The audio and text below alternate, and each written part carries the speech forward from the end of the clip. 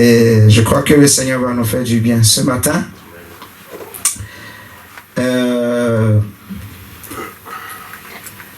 Faut mettre l'instrumental là-bas, s'il te plaît.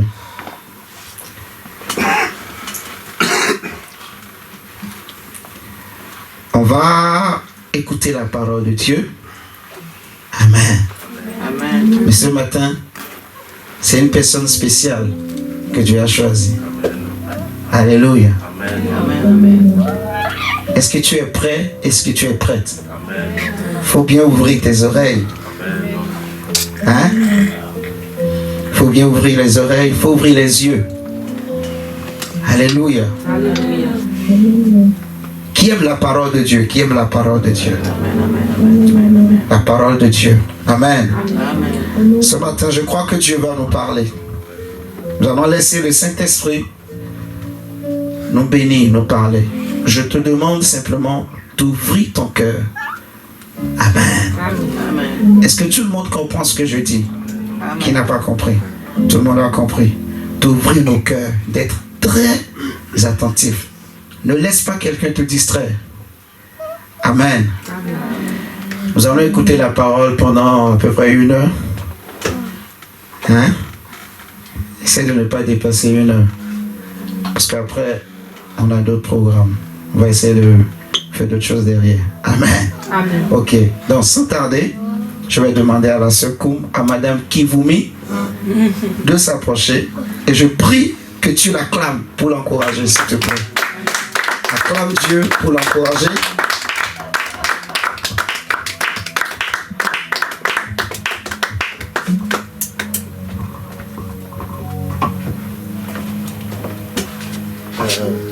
Je vais venir ici. Non, je peux rester, Nous touche, ta main nous touche, ta main nous touche, ton esprit est là,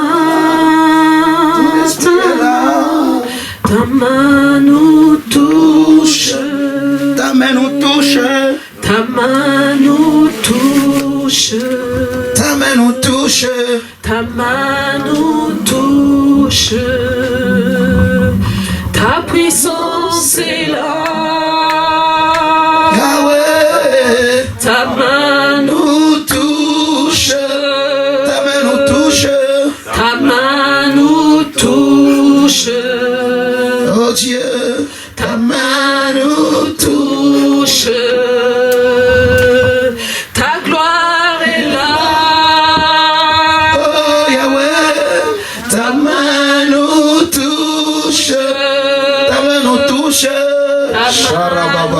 Touche, Yahweh, ta main nous touche,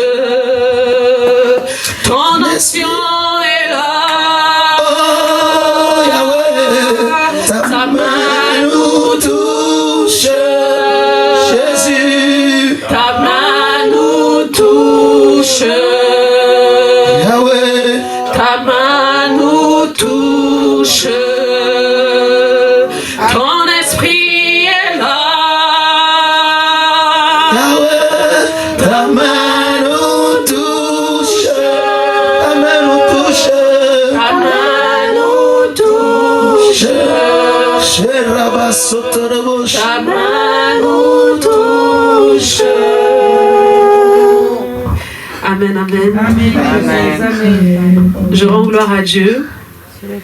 Quand l'évangéliste a dit que c'était moi qui allais apporter quelque chose ce matin, je ne savais pas quoi dire, je ne savais pas de quoi parler. Et c'est un témoignage qui m'a conduit au thème que nous allons voir ce matin. Normalement, je ne devais pas venir à la veillée parce que je n'étais pas en forme. Et je me disais même le lundi que comment je vais faire pour être là, comment je vais faire pour aller à la veillée, parce que j'avais pas de force, je n'arrivais pas. Mais il y a quelque chose que j'ai dit à Dieu. J'ai dit, je t'ai fait une promesse et je ne peux pas briser en fait cette promesse que j'ai faite à Dieu. J'ai dit au Seigneur que je ne peux pas rater une veillée. Je ne peux pas rater. Je dois me réunir avec les frères et sœurs pour prier, pour chercher ta face. Et je dois faire chaque mois cette distance-là pour venir. Et je demandais à Dieu, Seigneur, comment je vais faire? Je n'ai plus de force. Et le jeudi, j'ai prié toute la journée dans mon cœur au travail. J'arrêtais pas de dire à Dieu, Seigneur, donne-moi la force. Donne-moi la force. Toi, le Dieu qui a dit que je suis avec toi. Je sais que rien n'est impossible à toi. J'ai dit à Dieu, Seigneur, je dois aller. Si tu es le Dieu Tout-Puissant, donne-moi la force de conduire. Même si je dois m'écrouler quand j'arrive à Lyon, au moins je sais que je suis arrivée. Mais, à mon grand étonnement, le Seigneur, non seulement il m'a exaucé, mais en plus de ça, il a fait au-delà, comme il sait le faire. Il a permis que nous puissions arriver jusqu'à Lyon. Et il m'a donné une force. Même ma soeur Yvonne disait, quand on louait Dieu pendant la veillée, on dirait que tu étais au concert. Parce que justement, c'est la force que Dieu m'a donnée. Et il ne s'est pas arrêté là. Il a vu qu'on pouvait faire encore plus. Et il a dit à l'évangéliste, voilà, d'apporter la parole. C'est pour dire en fait que le Dieu que nous prions, le Dieu que nous invoquons, c'est un Dieu qui est puissant. Amen, amen. Et que nous devons nous attendre vraiment à ce Dieu. Nous devons nous attendre à ce Dieu. Lorsqu'une personne manque de force, lorsqu'une personne est découragée, lorsqu'une personne n'a plus cette force-là, nous avons un Dieu. Amen. Un Dieu qui n'est pas mort, mais un Dieu qui est vivant. Amen. Un Dieu qui est là, qui est capable de te relever, de te donner la force pour courir, de te donner la force pour prier, de te donner la force pour l'adorer. Parce que ce que tu décides dans ton cœur, le Seigneur, il regarde beaucoup au cœur. Et c'est lui qui voit que mon fils ou ma fille veut me chercher en fait. Et il va aussi te donner la force. Amen. Donc, je vais écrire le thème qu'on va voir ce matin. Le thème qu'on va voir, je vais d'abord le dire et ensuite je vais l'écrire. Je peux tout par celui, entre parenthèses Christ, qui me fortifie.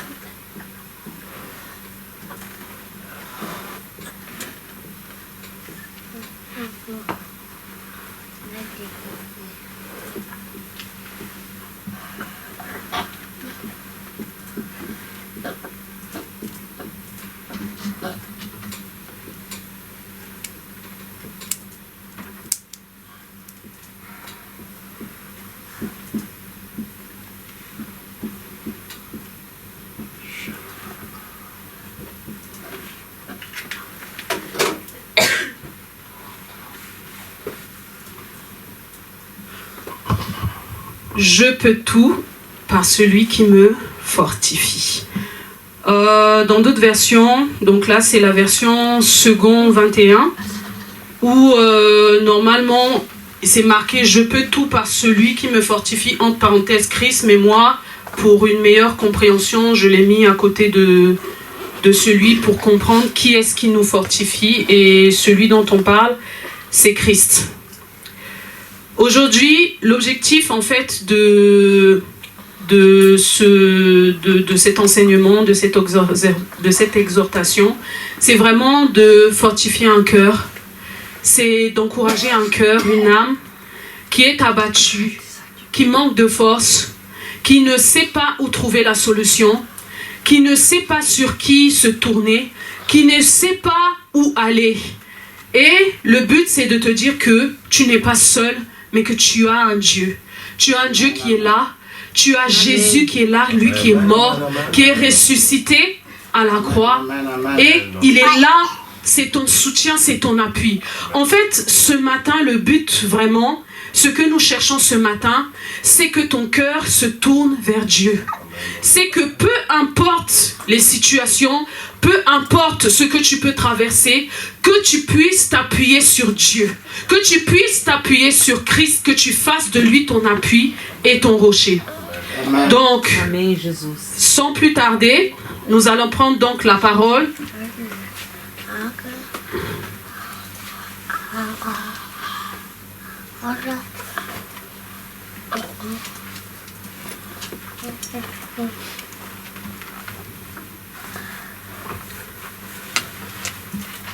Je peux noter le verset.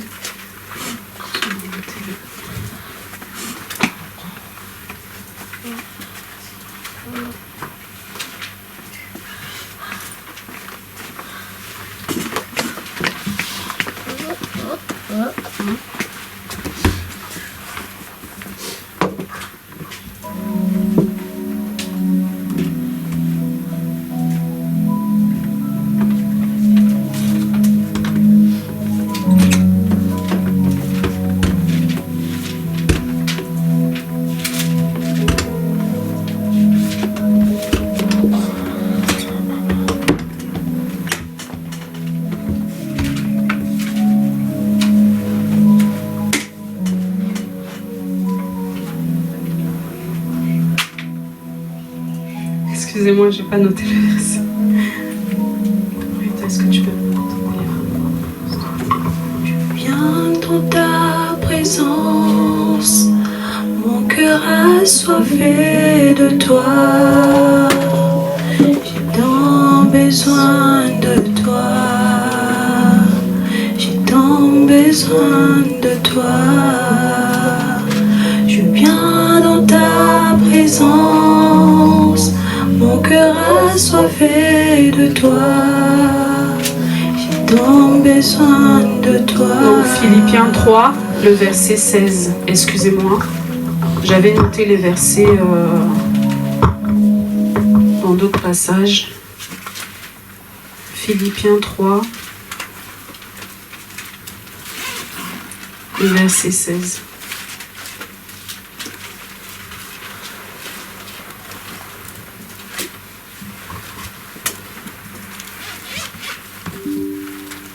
Philippiens 4, pardon, Philippiens 4, 13, excusez-moi. Philippiens 4, 13. Philippiens 4, 13. Donc la Bible nous dit, donc ça c'est la version Semeur que j'ai. Je peux tout grâce à celui qui me fortifie. Et j'avais beaucoup aimé la version français courant, qui nous disait « Je peux faire face à toutes les difficultés grâce au Christ qui m'en donne la force. » Donc vraiment, ça explique encore mieux que la version Semeur ou la version Parole de vie, pour ceux qui ont Parole de vie, qui nous dit « Je suis capable de tout cela grâce au Christ qui me rend fort. » Donc ici, quand on veut parler du jeu, le jeu c'est un pronom personnel, et en fait, ça fait référence à une personne. Ça fait référence à toi, ça fait référence à moi. Et quand on veut parler, quand on dit grâce ou par Christ, donc ici on voit un moyen. On voit le moyen en fait qu'on va utiliser. Donc si on veut, on peut dire je suis capable de tout cela à l'aide, au moyen de Christ qui me rend fort. Donc Christ, c'est quand on dit par ou grâce à, c'est un moyen qu'on va utiliser. Et ce moyen, il est utilisé en fait, parce que comme on voit dans la version français courant, où on dit « Je peux faire face à toutes les difficultés grâce au Christ qui m'en donne la force ». Donc on voit que le moyen qu'on est en train d'utiliser, c'est pour passer en fait d'un état initial vers un état final, vers un nouvel état.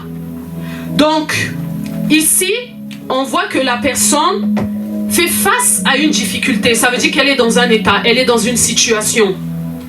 Et on va utiliser un moyen pour que cette personne-là sorte de cette situation-là. Et ce moyen-là, la Bible nous dit que c'est Christ. Amen. Ce qu'on utilise, le moyen qu'on va utiliser pour faire passer une personne d'une étape A à une étape B, ce moyen-là, la Bible nous dit que c'est Christ. Amen. Donc, ici, une personne, au moyen de Christ, est capable de passer d'une situation qui le trouble à une situation où il a la paix, où il a la joie, où il a l'assurance. Une personne qui manque de force, au moyen de Christ, cette personne va avoir une nouvelle force, un nouveau souffle. Donc, je pense que jusqu'à présent, tout le monde me suit. Et qu'on n'a perdu personne. Et il y a d'autres mots en fait. Toujours, moi, je m'appuie sur la version français courant. Parce que c'est une version vraiment qui explique vraiment ce verset. Donc, on a vu que le je, le pronom personnel qui fait référence à toi, à moi, à chacun de nous, ça veut dire que chacun de nous est concerné. On a vu que grâce à, c'est un moyen qu'on va utiliser. Et ici, la version français courant nous dit « Je peux faire face à toutes les difficultés ». On n'a pas dit « Je peux faire face à une situation, je peux faire face à une difficulté ». On a dit « Je peux faire face à toutes les difficultés ». Donc, en fait, quand on voit le tout ou toutes les difficultés, en fait, cela signifie que rien n'est impossible. Rien n'est insurmontable, rien n'est insupportable. Donc en fait, peu importe la difficulté, peu importe le problème qui se présente devant moi, je suis convaincu, j'ai la ferme conviction, j'ai l'assurance qu'au moyen de Jésus-Christ, qu'avec Jésus-Christ, j'arriverai à sortir de cette difficulté, j'arriverai à sortir de cette situation, j'arriverai à passer de l'autre bord. Et je réussirai à surmonter cette épreuve. Donc, quand on voit tout, on voit que ça englobe vraiment tout. C'est-à-dire, il n'y a rien qui n'est laissé en fait de côté. Que ce soit la maladie. Le toute difficulté englobe la maladie. Le toute difficulté englobe une épreuve qui te semble vraiment insupportable, insurmontable. Le toute difficulté, ça peut même être la mort. Parce qu'on a dit que toutes les difficultés auxquelles nous faisons face, au moyen de Jésus-Christ, on est capable d'en sortir. Vraiment, le Seigneur veut encourager quelqu'un ce matin. Le Seigneur veut fortifier un cœur. Le Seigneur veut donner l'assurance à quelqu'un. Le Seigneur veut qu'un cœur s'appuie sur lui ce matin. Le Seigneur désire que tu ne tournes pas tes yeux vers les hommes, que tu ne t'appuies pas sur ta propre force, parce que toi, mon frère, ma soeur, tu es limité. Mais le Seigneur veut que tu t'appuies sur lui, parce que devant une situation, toi, tu peux être au pied du mur, mais lorsque tu regardes à Jésus, Jésus, il est capable de te faire passer de l'autre bord. Jésus, il est capable de te tenir la main et de te dire, ma fille, mon fils, j'avance avec toi. Lui qui a dit, jamais je ne te délaisserai, jamais je ne t'abandonnerai. Le Seigneur Jésus est avec toi. Peu importe la situation que tu peux vivre, que tu peux traverser. Ne regarde pas à cette situation, ne regarde pas à cette difficulté, mais regarde à Jésus-Christ, celui qui est mort, celui qui est ressuscité, celui dont la Bible me dit qu'il est assis à la droite de Dieu, celui dont la Bible me dit qu'il est le lion de la tribu de Juda,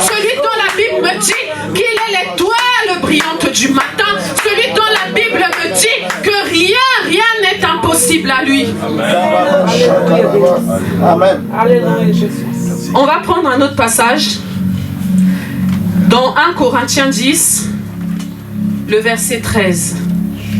1 Corinthiens 10, le verset 13.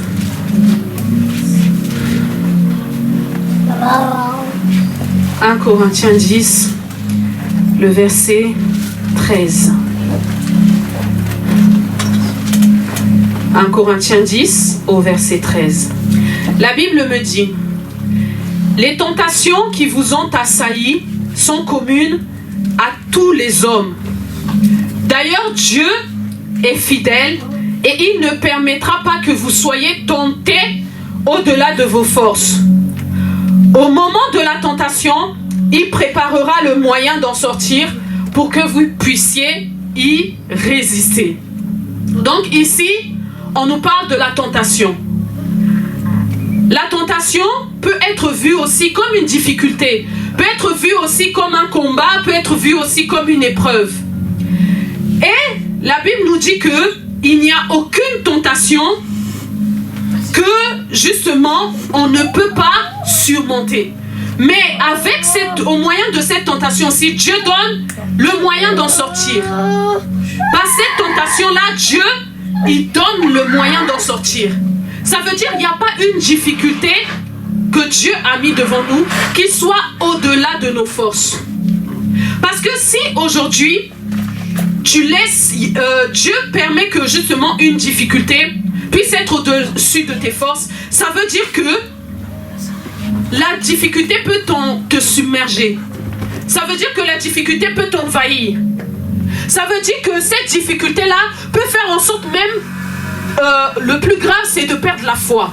Or, le Seigneur ne permettra jamais qu'un de ses enfants puisse perdre la foi. Amen. Donc, ça veut dire, quand le Seigneur te met devant une difficulté, il te donne aussi le moyen, il te donne aussi la solution pour sortir de cette difficulté-là. Mais c'est les hommes qui ne prêtent pas attention, qui ne font pas attention en fait, qui cherchent en fait des solutions à gauche, à droite, qui cherchent des solutions dans les mains des hommes. Parce que comme j'étais en train de dire au départ, quand j'étais en train de témoigner, je disais que je n'avais pas de force. J'aurais pu me tourner vers quelqu'un pour dire que, ah vraiment, je n'ai pas de force. Mais je me suis tournée vers celui dont je sais qui est capable de redonner la force à quelqu'un. Je me suis tournée vers ce Dieu pour lui dire que Seigneur, non, moi je refuse. Moi je ne veux pas. Il est impossible pour moi de ne pas aller me rassembler pour te chercher. Donne-moi la force. Et ce Dieu l'a fait. Ce Dieu a donné la force. Ce Dieu a renouvelé. Nous allons évoluer. J'aimerais beaucoup qu'on puisse voir quelques exemples, quelques cas, quelques situations dans la Bible où justement les hommes ont fait face à des difficultés. Dans la Bible nous parle. J'aimerais qu'on voit ces situations où justement les hommes ils étaient devant un problème et de voir ce que le Seigneur a fait. Donc là on est toujours dans toutes les difficultés. Donc dans je peux tout, le tout là, toute situation. Pour évoluer, on va prendre Exode 14. Exode 14, le verset 10 à 18. Exode 14. Exode 14, le verset 10 à 18. Donc ici, on va parler, le premier cas qu'on va voir, c'est le peuple d'Israël en face de la mer Rouge. La mer Rouge qui représente une difficulté pour le peuple d'Israël. Donc Exode 14, le verset 10 à 18. Juste pour la petite histoire, mais je pense qu'on connaît déjà, mais pour ceux qui ne connaîtraient pas l'histoire, ici, le peuple d'Israël était en esclavage en Égypte. Et ils étaient tellement accablés de douleur qu'ils ont poussé des cris de joie vers l'Éternel et les cris des Israélites sont montés jusqu'à Dieu. C'est pour dire aussi que quand on crie, quand on prie, le Seigneur aussi entend. Amen. Et le peuple d'Israël a poussé des cris de détresse à l'Éternel et l'Éternel a décidé de faire sortir son peuple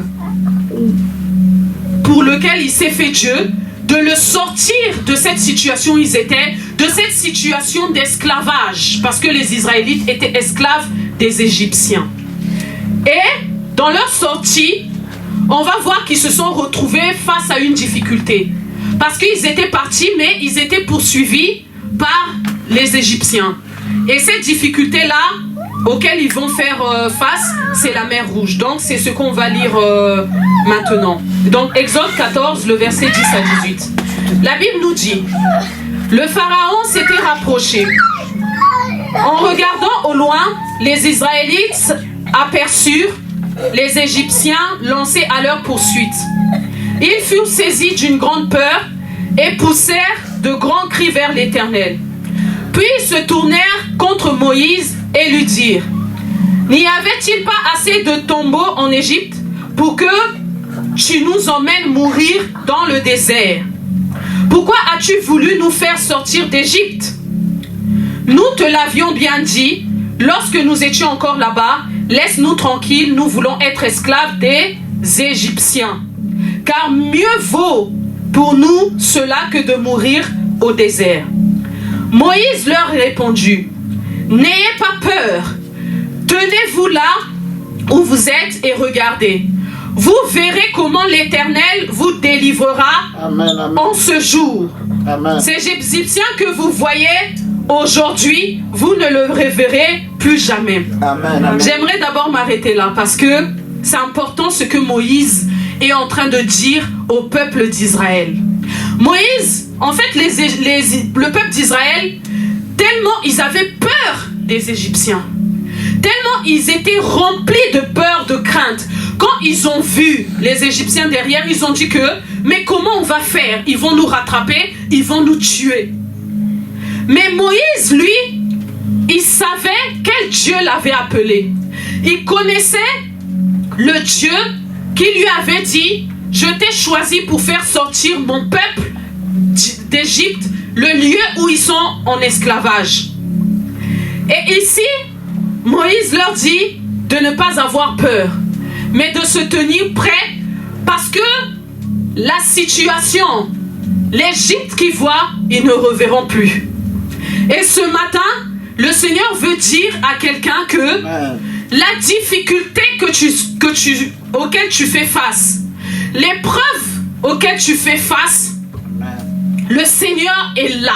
Amen. Et tu ne reverras plus cette situation. Amen. Cette difficulté-là restera derrière toi. Amen. Et toi, tu vas avancer. Amen. N'aie pas peur. Amen. La Bible dit, n'aie pas peur, mais crois seulement. Amen. Appuie-toi sur Dieu.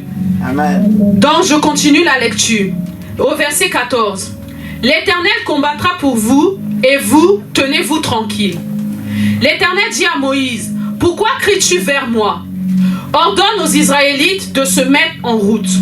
Quant à toi, lève ton bâton, tends la main vers la mer, fends-la en deux, et les Israélites la traverseront à pied sec. De mon côté, je rendrai les Égyptiens obstinés pour qu'ils s'engagent derrière vous. Alors je manifesterai ma gloire aux dépens du Pharaon, de toute son armée de ses chars et des hommes d'équipage de chars. Et les Égyptiens sauront que je suis l'Éternel quand j'aurai manifesté ma gloire aux dépens du Pharaon, de ses chars et de ses hommes d'équipage. On va sauter et on va prendre le verset 21. Le verset 21 nous dit, Moïse étendit la main sur la mer et l'Éternel fit souffler sur elle pendant toute la nuit un violent vent d'est qui refoula la mer de sorte que les eaux se fondirent et que le fond apparut. Les Israélites passèrent au milieu de la mer sur la terre ferme alors que les eaux se dressaient comme des remparts à leur droite et à leur gauche. Les Égyptiens les poursuivirent Et tous les chevaux du Pharaon, ses chars et ses hommes d'équipage de chars s'engagèrent après eux au milieu de la mer. Mais vers l'aube, l'Éternel considéra le camp des Égyptiens du haut de sa colonne de nuée et de feu, et il sema le désordre. Il fit s'enlisser les roues des chars, de sorte qu'ils n'avançaient plus qu'à grande peine. Les Égyptiens s'écrièrent: fuyons devant Israël, car l'Éternel combat pour eux contre l'Égypte. L'Éternel dit à Moïse: étends la main sur la mer et que les eaux refluent sur les Égyptiens, sur leurs chars et sur leurs hommes d'équipage. Moïse étendit la main sur la mer et au point du jour, la mer revint en place. Les Égyptiens qui battaient en retraite trouvèrent la mer devant eux et l'Éternel les précipita dans la mer.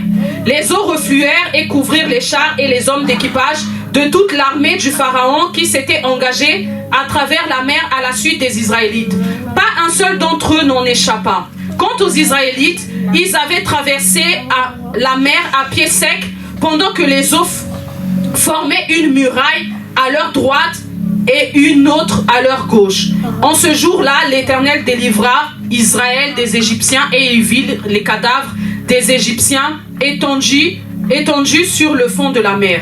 Israël vit la grande puissance que l'Éternel avait déployée contre les Égyptiens et le peuple eut de la crainte envers l'Éternel.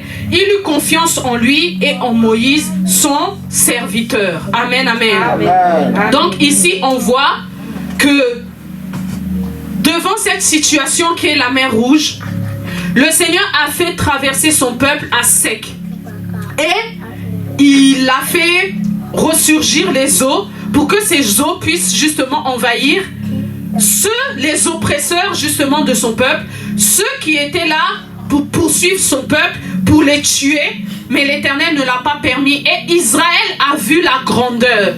Israël a vu la puissance de l'Éternel. Et ce matin, je veux dire à un cœur de s'attendre à la grandeur de Dieu, de s'attendre à la puissance de Dieu, de s'attendre à la délivrance de Dieu. Et pour tout cela, comme Moïse l'a dit aux Israélites, il faut mettre sa confiance en Dieu. Il ne faut pas avoir peur. Il ne faut pas craindre.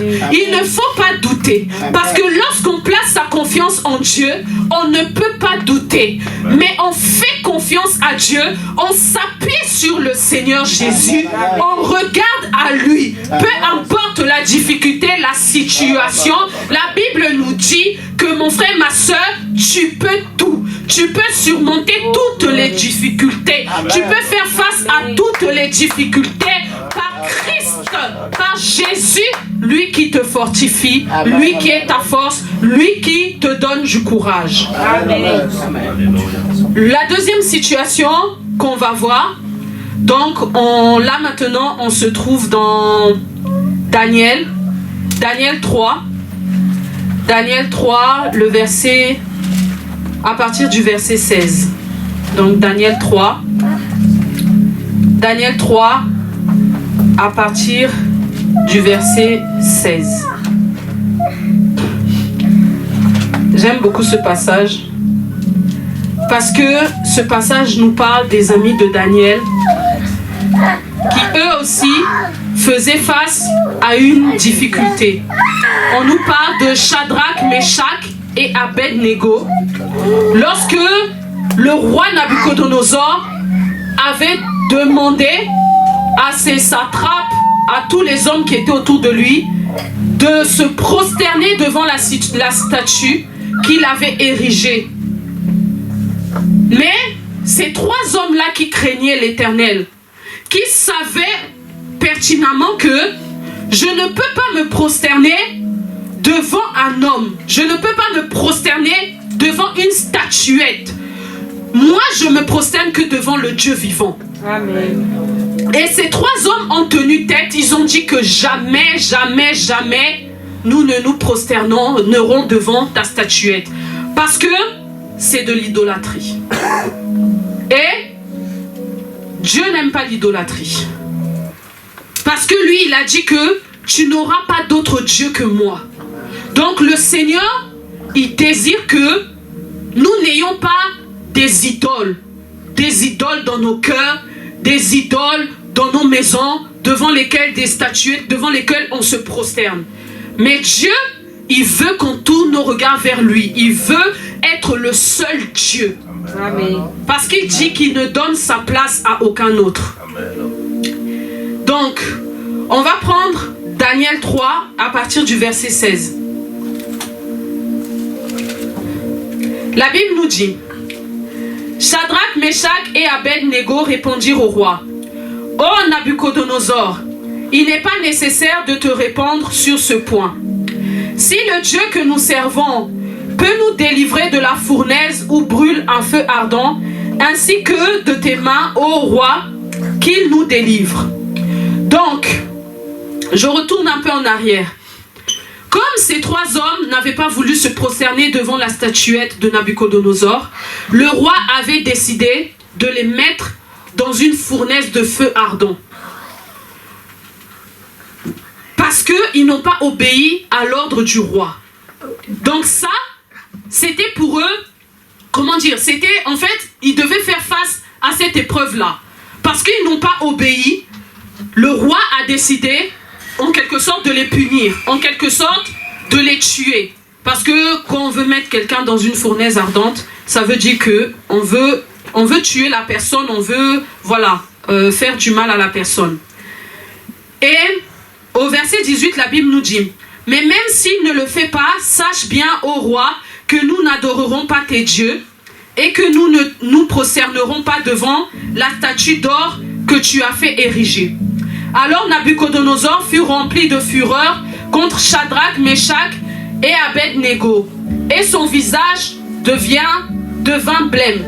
Il reprit la parole et ordonna de chauffer la fournaise 7 fois plus que d'habitude.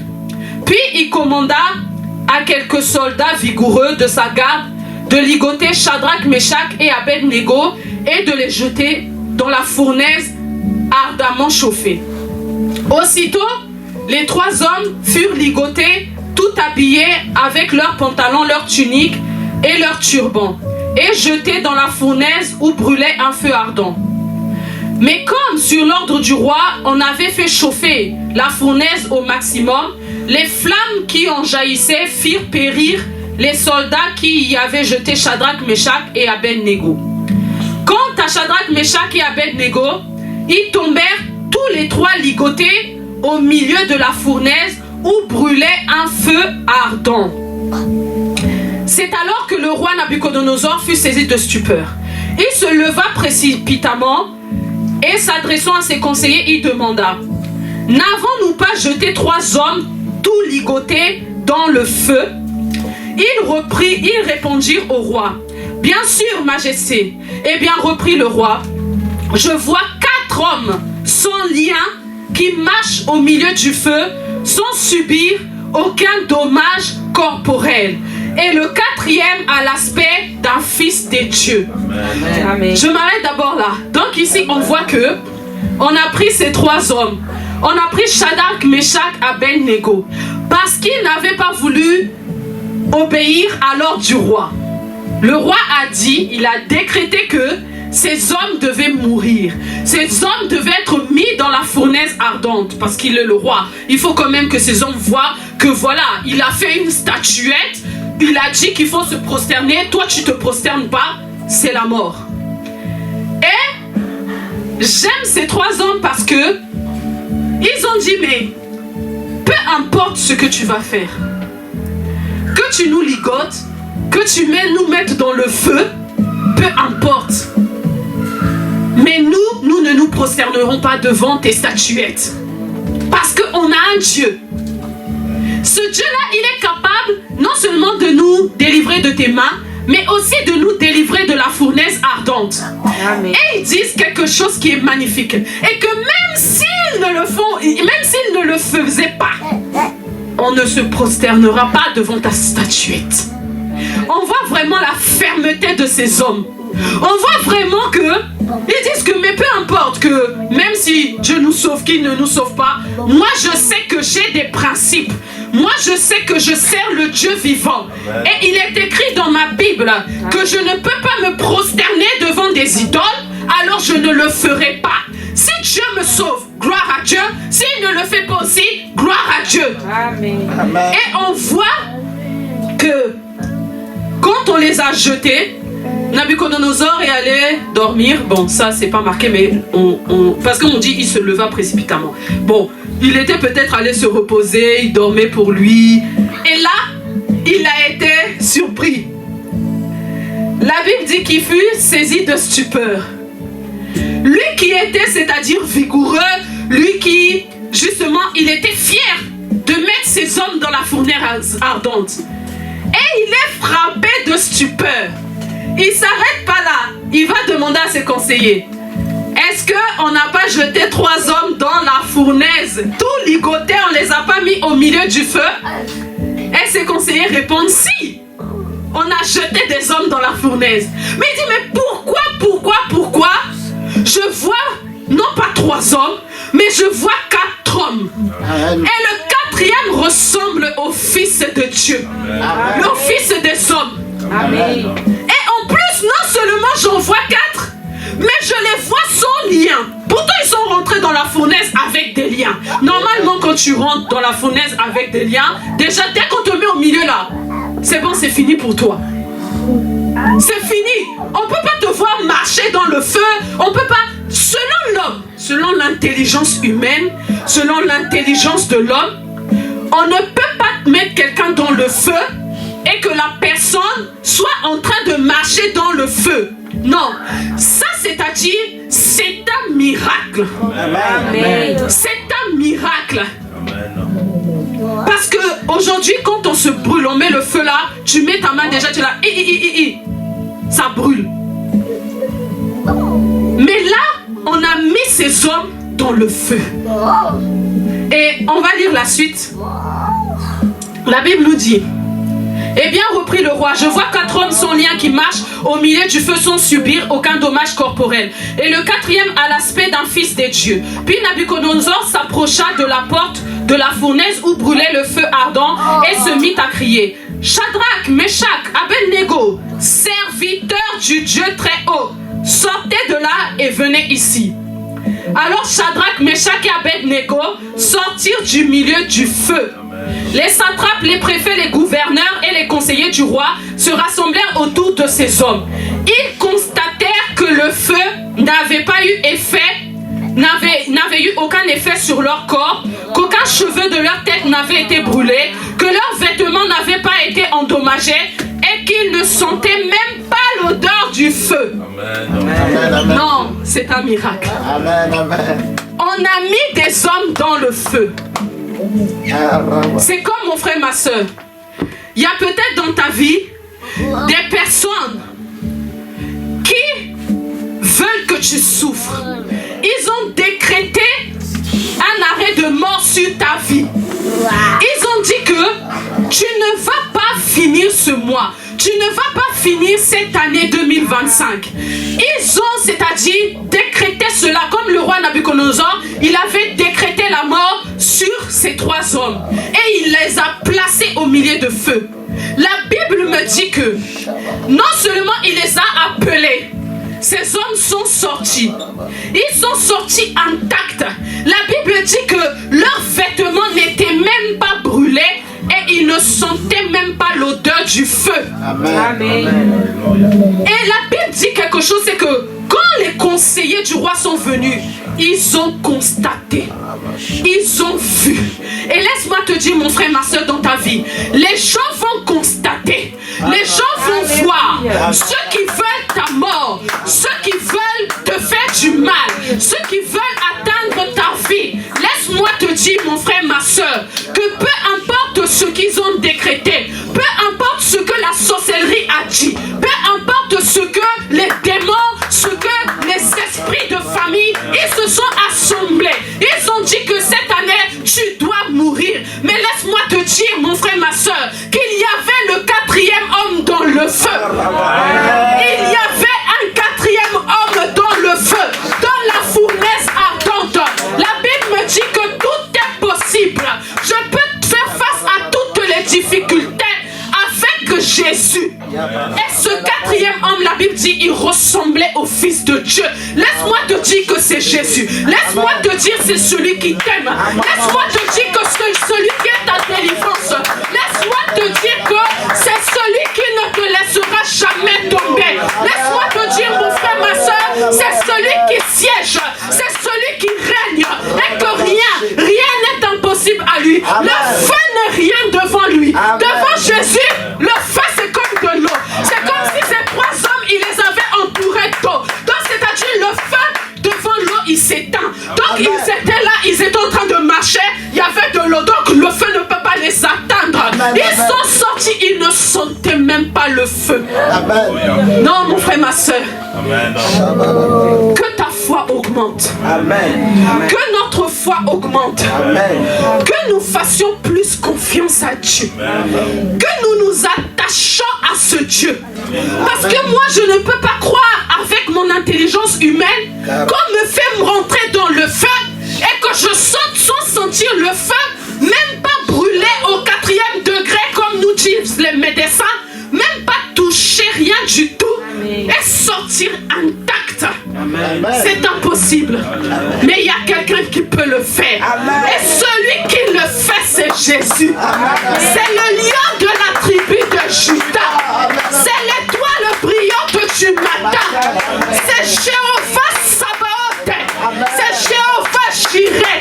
C'est le Dieu vivant. Celui qui est assis sur le trône. Celui devant qui les 24 vieillards se prosternent. Et ils jettent leur couronne en disant Hosanna à l'agneau de Dieu. En disant tu es saint. En disant que la gloire soit à toi d'éternité en éternité. Mon frère, ma soeur. C'est Jésus. C'est Jésus. Rien n'est impossible à Jésus. Tu peux tout. Avec Jésus, tu peux tout. Que ta foi augmente. Que ton amour pour Christ augmente. Aime Dieu. Aime Dieu. Cherche Dieu.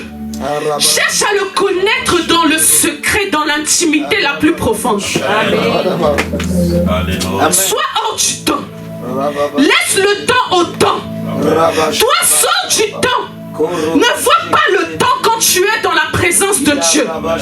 Mais considère celui qui vit d'éternité en éternité.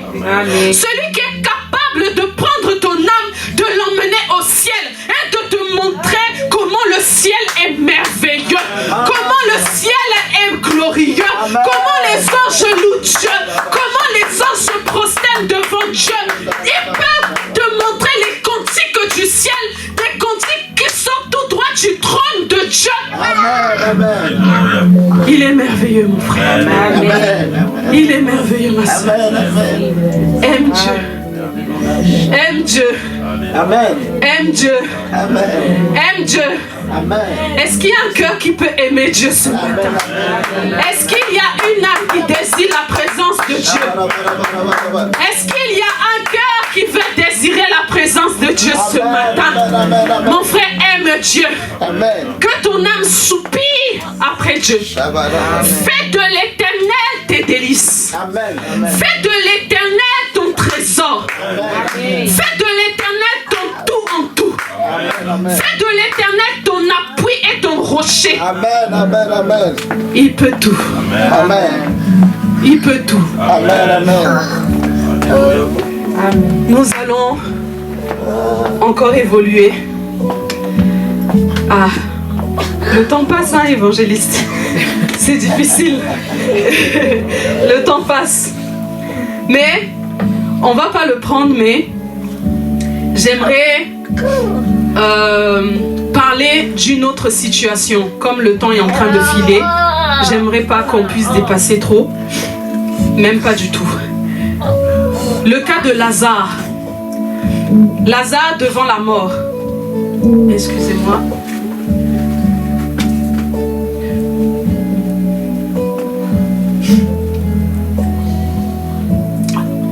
Je vais juste donner le passage. C'est dans Jean 11, versets 20 à 44. Mais on ne va pas le prendre pour ne pas perdre le temps, pour gagner plutôt un peu en temps. Ici, l'histoire nous parle donc dans Jean 11, le verset 20 à 44. La Bible nous parle de Lazare. Lazare, un ami de Jésus. Lazare qui était mort. Lazare, dont les hommes avaient décrété qu'il était mort. Même physiquement, quand on a vu que Lazare était mort. Jésus est venu. Il a d'abord croisé Marthe, une sœur de Lazare, qui lui a dit que, ah Seigneur, ton serviteur Lazare, notre frère, est mort. Et même Jésus lui dit, ne t'ai-je pas dit que si tu crois, tu verras la gloire de Dieu. Et quand il va aller, il va voir que on l'a mis dans un tombeau. Les personnes vont dire même qu'ils sont déjà. Il est là depuis 4 jours, depuis 3 jours. Lazare sont déjà. Il est en train de pourrir là. Il est mort. Mais Jésus, pour lui, cette difficulté, cette situation que les gens voyaient comme très compliquée, c'est-à-dire aucun homme, même des personnes étaient là, ils disaient que, mais lui qui avait guéri les aveugles, est-ce qu'il ne pouvait pas faire en sorte que Lazare ne meure pas? Mais là où les gens voyaient la mort, Jésus ne voyait pas la mort, mais Jésus voyait la vie. Là où dans ta situation, toi tu vois la mort, toi tu vois que ta situation, elle est en train de pourrir, ta situation est en train de moisir, ta situation a déjà une odeur nauséabonde. Laisse-moi te dire que Jésus ne voit pas cette situation comme étant morte, mais Jésus voit cette situation comme étant vivante. Il voit la vie, il ne voit pas la mort. Devant la maladie, Jésus ne voit pas la mort. Devant la maladie, Jésus voit la guérison. Amen. Jésus voit la guérison. Amen. Amen, Jésus. Amen. Jésus voit la guérison. Amen. Et Jésus est arrivé devant le tombeau de Lazare. Il a dit un mot. Il a dit, Lazare, sors. Amen. Il a crié, Lazare, Lazare, sors. Parce que pour lui, Lazare n'était pas mort, mais Lazare dormait seulement. Laisse-moi te dire, mon frère, ma soeur, que cette difficulté, parce qu'on nous a dit, je peux surmonter, c'est-à-dire, je vais reprendre un peu comment c'est dit dans le français courant, je peux faire face à toutes les difficultés. Ça veut dire, je peux surmonter toutes les difficultés grâce au Christ. Laisse-moi te dire que cette situation que tu vois qui a trop duré, comme le peuple d'Israël quand il sortait d'Égypte, cette situation-là, mon frère, ma soeur, tu ne vas plus la voir. Cette guérison-là que tu cherches, tu vas l'obtenir dans le nom de Jésus. Cette paix-là que tu cherches, tu vas la voir dans le nom de Jésus. Cette stabilité-là que tu cherches dans ton foyer, tu vas la voir dans le nom de Jésus. Ce travail-là que tu cherches, tu vas la voir dans le nom de Jésus. Amen. Toute situation que tu peux voir comme impossible, comme difficile dans ta vie, mon frère, ma soeur, ce matin, je veux te dire qu'il n'y a rien qui soit une difficulté. Celui qui a été capable de susciter un homme, de ressusciter un homme de la mort, il est capable de te donner la délivrance. Il est capable de te donner la solution. Il est capable d'effacer ce que toi tu vois comme difficile. Et ce nom-là, c'est Jésus. C'est Jésus, mon frère, ma soeur. Attache-toi seulement à Jésus. Crois seulement à Jésus. Crois seulement à Jésus. Il est capable de tout. Amen. Donc, on a vu quelques situations. On a vu des cas où justement les personnes faisaient face à une difficulté. J'aimerais qu'on prenne quelques passages pour bientôt clôturer. Donc, on va prendre la Bible dans Ésaïe 40. Ésaïe 40, le verset 28 à 31. Ésaïe 40,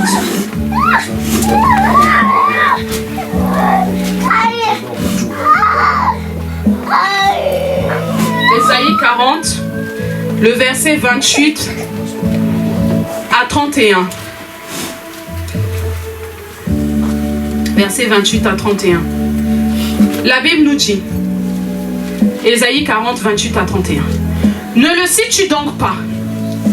Et n'as-tu pas appris que l'Éternel est Dieu de toute éternité? C'est lui qui a créé les confins de la terre. Il ne se lasse pas, il ne s'épuise pas, et son intelligence ne peut être sondée. Il donne de la force. On est dans le fortifié. Il donne de la force à celui qui est las. Il augmente la vigueur de celui qui est épuisé. Les jeunes gens se lassent et s'épuisent. Et même de robustes gaillards tombent. Mais ceux qui comptent sur l'Éternel, ils renouvellent leur force. Amen. Ils prennent leur envol comme de jeunes aigles. Sans se lasser, ils courent. Ils marchent en avant et ne s'épuisent pas. La Bible nous dit, mon frère, ma soeur, que les jeunes, pourtant qui ont la force, la vigueur, ce qui symbolise un jeune d'une personne plus âgée, c'est la vigueur, c'est la force qu'il a. Et la Bible nous dit que même les jeunes gens se lassent et ils s'épuisent. Même des robustes gaillards, ils tombent. Mais ceux qui comptent sur l'Éternel, ceux qui regardent à Jésus, ceux qui placent leur confiance en Jésus, la Bible nous dit ils renouvellent leur force. Amen. Ils renouvellent leur force. Amen. Parce que même si tu es gaillard, même si tu te crois gaillard, même si tu crois que tu n'as pas besoin de Jésus, même si tu crois que tu peux y arriver sans Jésus, laisse-moi te dire, mon frère, ma soeur, que la Bible est véridique. Amen. La Bible est vraie. Et tout ce qui est dans la Bible, c'est la vérité. Et la Bible me dit que, même si toi tu vois que tu ne peux pas t'épuiser, mais moi ma Bible me dit que tu vas t'épuiser. Celui qui compte sur ses propres forces, il s'épuise. Tu vas t'épuiser à chercher des solutions.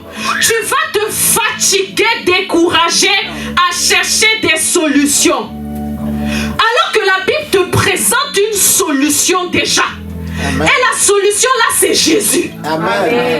Il te dit, confie-toi en Jésus. Amen. Confie-toi en Dieu. Amen. Mets ta confiance en l'Éternel. Amen. Et tu vas voir. Tu vas reprendre des forces. Amen. Dieu va te donner un nouveau souffle. Dieu va te donner une nouvelle énergie. Dieu va te donner une nouvelle capacité. Mais si tu comptes sur ta propre force, la Bible me dit tu vas tomber. La Bible me dit tu vas te lasser, tu vas te fatiguer, épuiser. Tu n'auras tellement même plus d'énergie, tu vas perdre la foi. Amen. Tu vas te perdre dans ce monde. Parce que dans ce monde, mon frère, ma soeur, que personne ne te trompe. Il y a beaucoup d'esprits. Il y a beaucoup d'esprits. Et des esprits qui ne sont même pas des esprits de Dieu. Il y a beaucoup de démons. Il y a beaucoup de sorciers.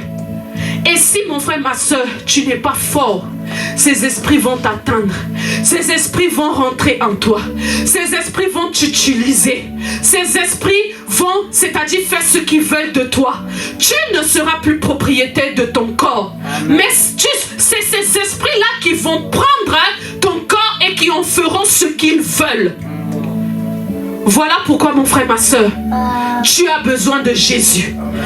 L'esprit supérieur. Amen. Tu as besoin d'un esprit supérieur. Amen. Pour faire face aux démons, pour faire face aux sorciers.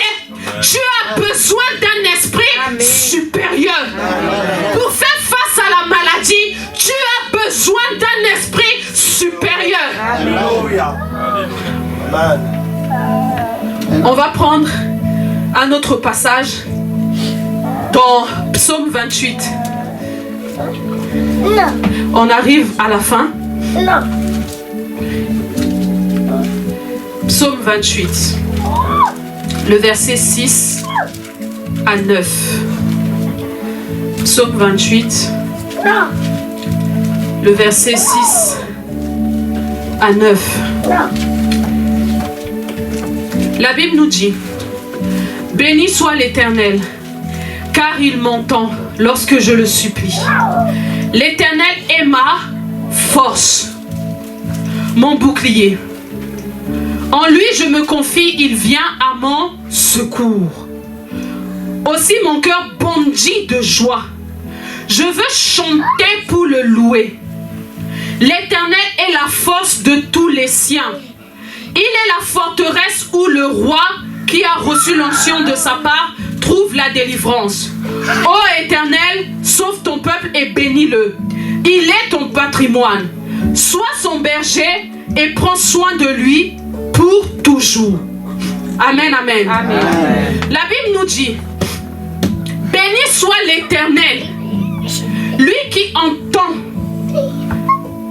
lorsqu'on le supplie, lorsqu'on s'adresse à lui. Le Seigneur n'a pas les oreilles bouchées. Il entend.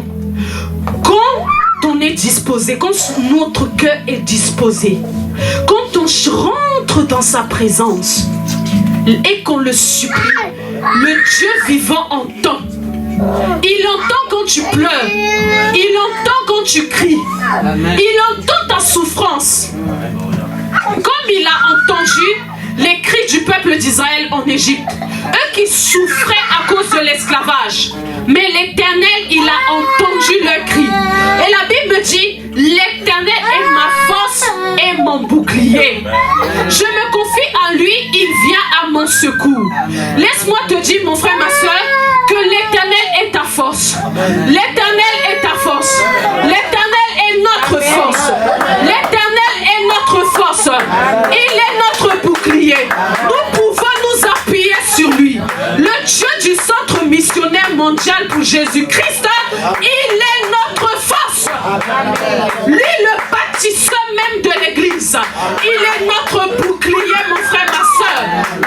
Lui qui a commencé en nous cette œuvre, il l'amènera à la perfection.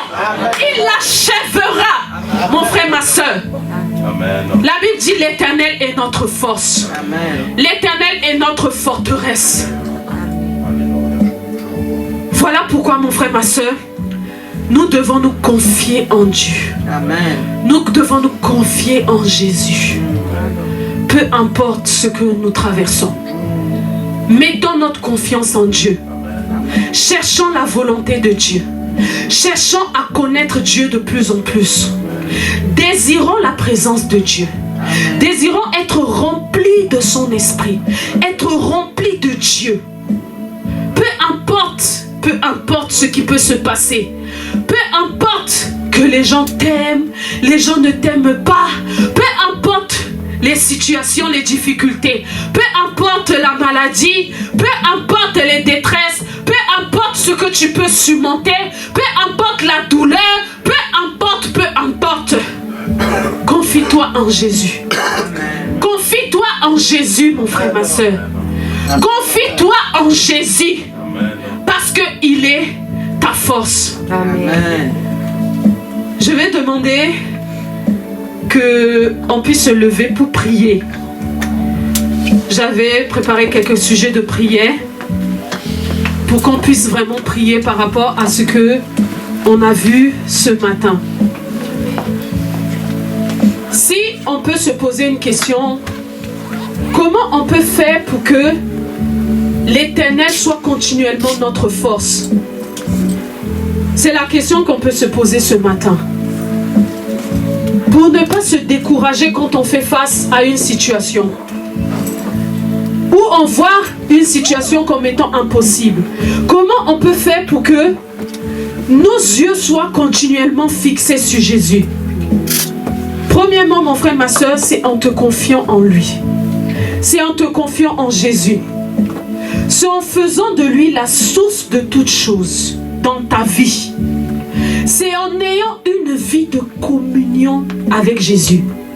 Quand on parle de communion, la communion peut être par la prière, en priant, en méditant sa parole, en l'adorant, en se consacrant à lui, en le servant dans son œuvre, en étant engagé dans son œuvre. C'est ce qui fera que tu auras cette force continuellement. Que Jésus sera ta force dans ta vie. Il sera là. Dans les moments les plus difficiles, dans les moments de détresse, le Seigneur sera là. Le Dieu qui t'a appelé, le Dieu qui t'a dit, commence cette œuvre. Le Dieu qui t'a dit, crois en moi. Le Dieu qui t'a dit, n'aie pas peur, je suis avec toi. Il n'a pas menti. Il n'a pas menti, il est toujours là. Il est là. Mais il faut le chercher. Il faut désirer sa présence. Il faut désirer être rempli de lui. Et ce matin, mon frère, ma soeur, j'aimerais que tu puisses prier de tout ton cœur. Adresser vraiment cette prière à Dieu. Dis à Dieu que sans lui, tu ne peux rien. Parce qu'on a dit que les jeunes gens peuvent se fatiguer.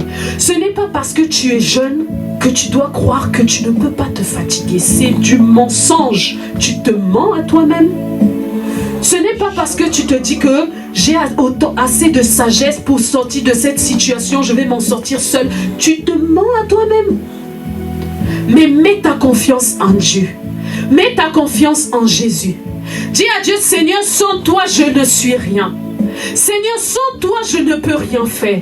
Seigneur, renouvelle ma force.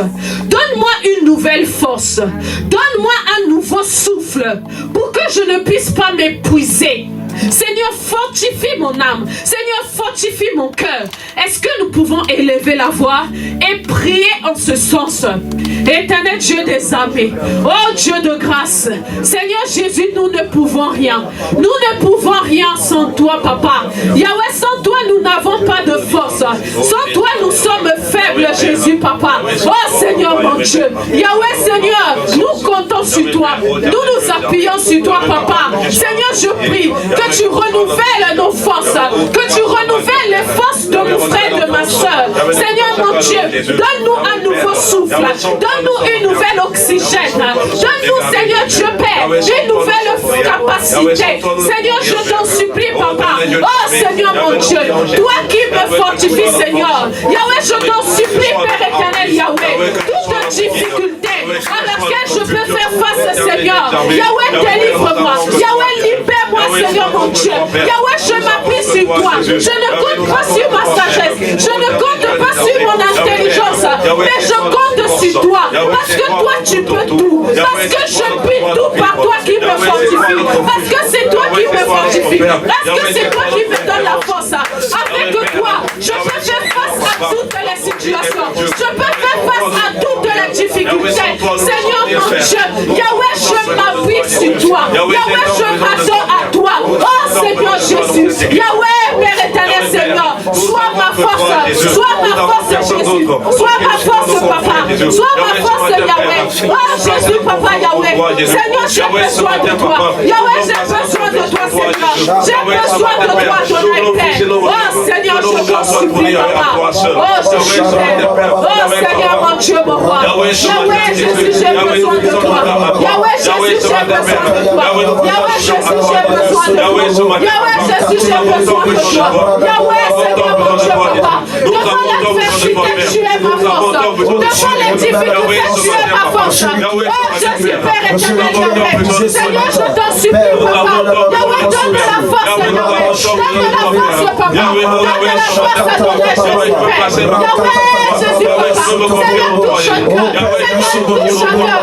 Seigneur, renouvelle la force de personne quotidienne. Seigneur, donne de la force à Yahweh. Un cœur qui se confie en toi. Oh Jésus, je t'en supplie, Papa. Yahweh, donne une nouvelle donne la paix au nom de Jésus. Seigneur, nous nous souffle au nom de Jésus. Seigneur, un nouveau souffle au nom de Jésus. Un nouveau départ, Seigneur, au nom de Jésus. Amen, amen, amen, amen. Un dernier sujet de prière pour clôturer. Tu vas prier, mon frère, ma soeur, que le Seigneur te donne l'endurance dans la prière. Le Seigneur te donne l'endurance dans la prière. Qui te donne la soif, qui te donne la faim de sa présence. Que le Seigneur te donne l'endurance, qui te donne la force, la capacité qu'il te faut. Lorsque tu désires de rentrer dans sa présence, que le Seigneur te donne cette force, que le Seigneur te donne cette capacité-là. On va aussi prier pour le programme de l'évangéliste. Il a décidé de s'enfermer pour chercher Dieu, pour l'œuvre. On va prier que le Seigneur lui donne la force, la capacité, l'endurance de le chercher, l'endurance dans la prière, l'endurance dans les choses de Dieu. Que le Seigneur soit sa force, que le Seigneur soit son appui, élevant la voix et priant dans le nom du Seigneur. Éternel Dieu des armées, oh Père éternel Seigneur, Yahweh, je prie, Papa, que tu nous donnes l'endurance dans la prière, que tu nous donnes la force dans la prière, que tu nous donnes la soif et la faim, Papa. Oh Dieu de grâce, Yahweh Seigneur, Yahweh, je t'en supplie, Papa Seigneur, Yahweh, donne-nous la force, Yahweh, de prier, donne-nous la capacité de prier, Père. Yahweh, je prie, Père éternel, pour les évangélistes, Papa. Yahweh Seigneur, que tu lui donnes la force, que tu lui donnes l'endurance, Père éternel Seigneur. Oh Jésus, je t'en supplie, Yahweh, pour te chercher, pour demeurer dans ta présence, Yahweh. Oh Seigneur, je t'en supplie, Papa. Yahweh, ta grâce, Jésus. Yahweh, je t'en supplie, Papa. Donne la soif et la faim, donne la soif et la faim, donne la soif et la faim, Jésus. Oh Père éternel Seigneur, donne la force, donne la force, donne la force, Jésus. Donne la force, Jésus, Père éternel. Merci Seigneur, merci pour ton endurance, merci pour ta capacité, merci Père éternel Jésus. Oh Seigneur, sois béni, Papa. Merci Adonai Jésus. Merci Père éternel, merci éternel des armées, Papa. Amen, amen, amen, amen, amen. Nous pouvons acclamer le Seigneur pour ce qu'il a fait. Nous disons merci à Dieu. Amen, on acclame le Seigneur, on acclame le Seigneur, on acclame le Seigneur. Acclame Dieu, acclame Dieu. Est-ce que tu peux pousser un cri de joie? Pousse un cri de joie. Est-ce que tu as été béni? Est-ce que tu as été béni? Amen, amen.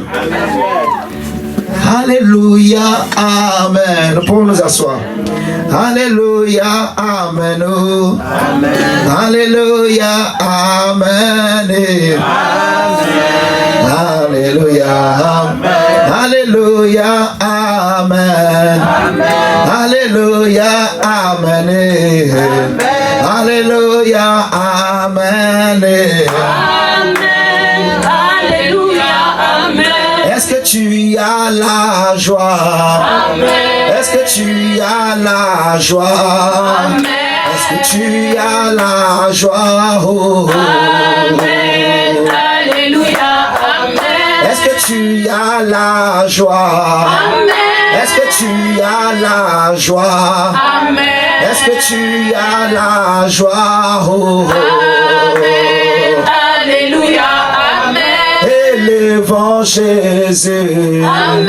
Glorifions Jésus, amen. Célébrons Jésus, oh. Amen. Alléluia, amen. Glorifions Jésus, amen. Élevons Jésus, oh. Amen. Alléluia, amen. Amen. Alléluia, amen. Est-ce que tu es béni? Amen. Est-ce que tu es béni ce matin? Est-ce que tu es béni? Oh. Amen. Alléluia. Amen. Est-ce que tu as la joie? Amen. Est-ce que tu as la joie? Amen. Est-ce que tu as la joie? Oh. Amen. Alléluia. Amen. Elle a dit quelque chose en parlant des amis de Daniel, que ça c'est un miracle. Et nous allons nous lever et j'aimerais que tu pries Dieu. Tu vas dire, Seigneur, je demande un miracle. Comme tu as fait un miracle dans la vie de Shadrach, Meshach et Abednego. Seigneur, je prie, je demande un miracle. Amen. Elle a dit ça, c'est un miracle. Ce que Dieu a fait pour Shadrach, Meshach et Abednego, ce Dieu n'a pas changé. Ce Dieu est le même, hier, aujourd'hui et éternellement. Qui croit au miracle, qui croit au surnaturel, qui croit en la puissance de Dieu, qui croit que Dieu est capable là où les hommes ont échoué. J'aimerais que tu élèves la voix, que tu te lèves et que tu pries pour dire Seigneur, comme tu as fait un miracle dans la vie de Shadrach, Meshach et Abednego, fais un miracle dans ma vie, fais un miracle dans ma famille. Élève la voix et prie le Seigneur. Prie Dieu. Je prie le Père avec toi, que le Dieu qui a fait le miracle dans la vie de Shadrach, Meshach et Abednego, il n'a pas changé. Je prie qu'il fasse un miracle dans ta vie ce matin. Je prie que le Seigneur Jésus-Christ fasse un miracle dans ta vie au nom de Jésus. Je prie que le Seigneur Jésus fasse un miracle. Un miracle, un miracle, un miracle, un miracle. Un miracle dans ta famille. Un miracle au nom de Jésus. Dans toute situation, que Dieu fasse un miracle pour toi. Que Dieu fasse un miracle pour ta maison. Que Dieu fasse un miracle pour ta famille. Que Dieu fasse un miracle pour ton foyer. Que Dieu fasse un miracle pour ton couple. Au nom de Jésus. Le Dieu de miracle. Père, nous prions au nom de Jésus.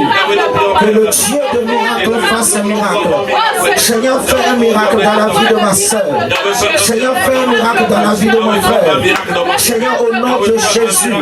Père, tu es le Dieu de miracle. Seigneur, tu as dit ça, c'est un miracle. Tu as dit ça, c'est un miracle. Tu as dit Saint-Esprit, ça, c'est un miracle. Tu as dit Saint-Esprit, ça, c'est un miracle. Tu as dit Seigneur, ça, c'est un miracle. Tu as dit Seigneur, ça, c'est un miracle. Tu as dit Seigneur, ça, c'est un miracle. Yahweh, il y a un miracle, Seigneur, dans l'air.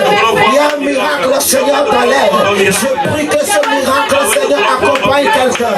Seigneur, je prie que le miracle, Seigneur, s'attache à une personne. Je prie que, Seigneur, ce Dieu est un miracle. Je prie que le miracle que tu as envoyé ce matin s'attache à quelqu'un. Je prie que les portes de miracle que tu as ouvertes ce matin, Seigneur, s'opèrent dans la vie d'une personne. Père, au nom de Jésus. Père, au nom de Jésus. Père, au nom de Jésus. Seigneur, ça c'est un miracle. Ça c'est un miracle. Amen, amen. Amen. Mon frère, ça c'est un miracle. Tu vas témoigner. Ça, c'est un miracle. Retiens seulement cette parole. Ça, c'est un miracle. Et tu vas témoigner. Acclamons le Seigneur, nous pouvons nous asseoir. Au nom de Jésus. Merci Seigneur. Que le Seigneur bénisse encore. Je vous avais dit que ça va être chaud. Amen. Et ce n'est que le début.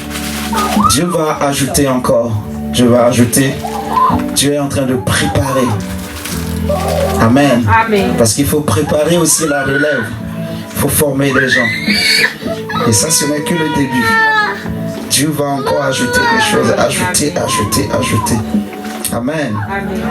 Et il y aura d'autres personnes également que le Seigneur est en train de préparer pour élever également. Alléluia. Et le mardi prochain,